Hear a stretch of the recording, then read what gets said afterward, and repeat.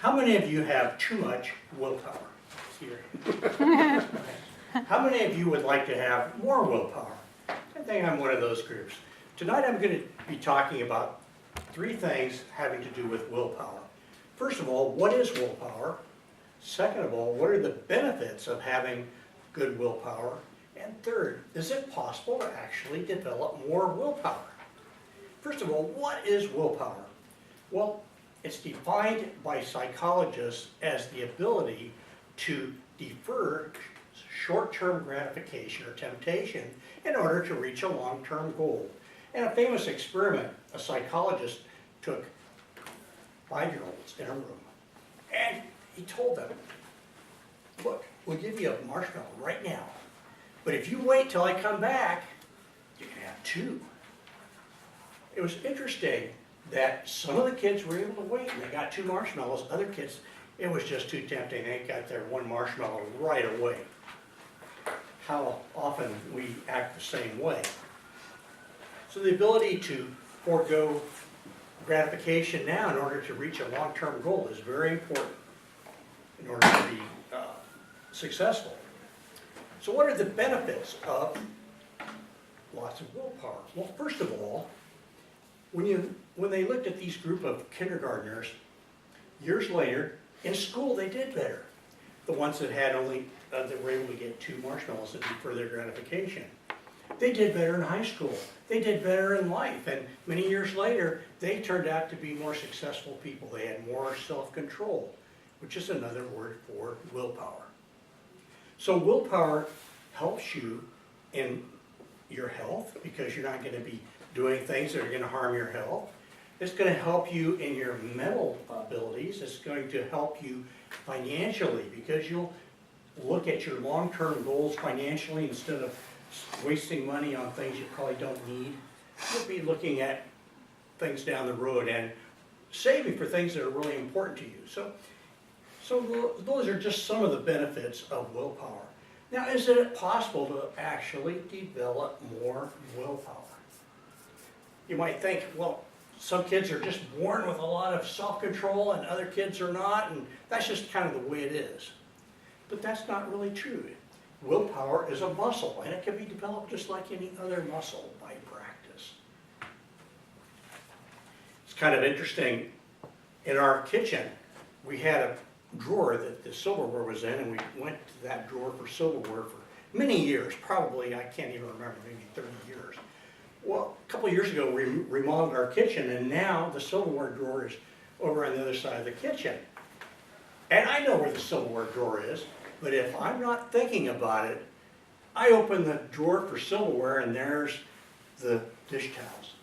And, oh yeah, they're over there. The habit just formed, and I just do that without even thinking. You can do the same thing with any other habit. And if it's a good habit, that's a great thing. So if you can get your habits so that you say, okay, every time I eat a meal, I'm going to go brush my teeth. At first, you might have to think, oh yeah, I got to go brush my teeth. Where's the toothpaste? Where's the toothbrush? Oh, I don't really want to do this. But after a while, it gets to be a habit. And you don't need willpower for it anymore. It just happens.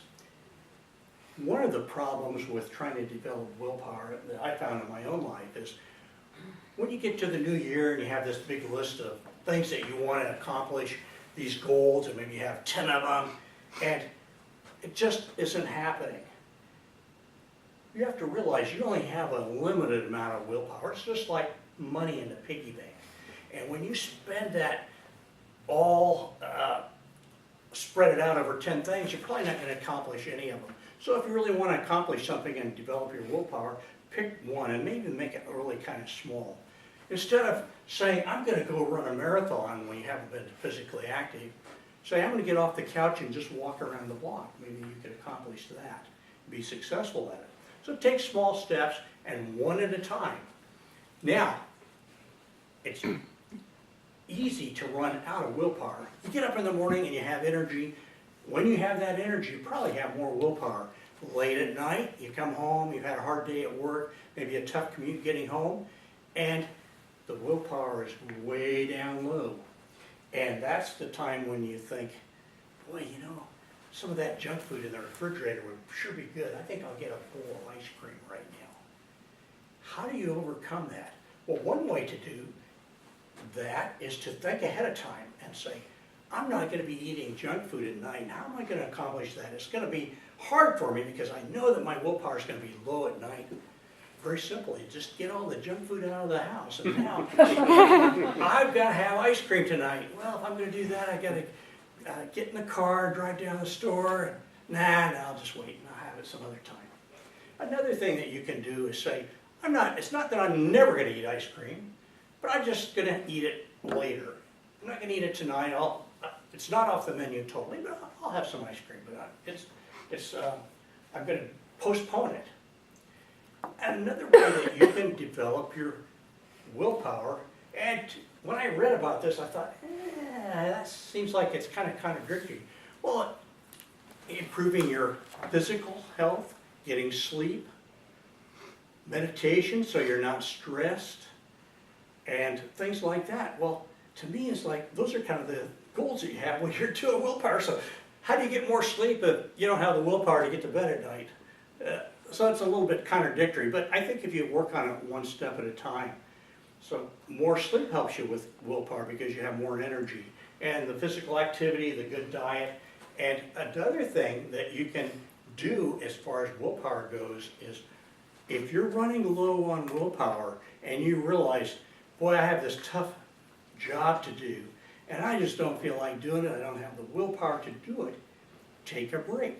You can recharge your willpower by taking a walk, listening to some music, relaxing, doing anything else that's going to recharge your batteries.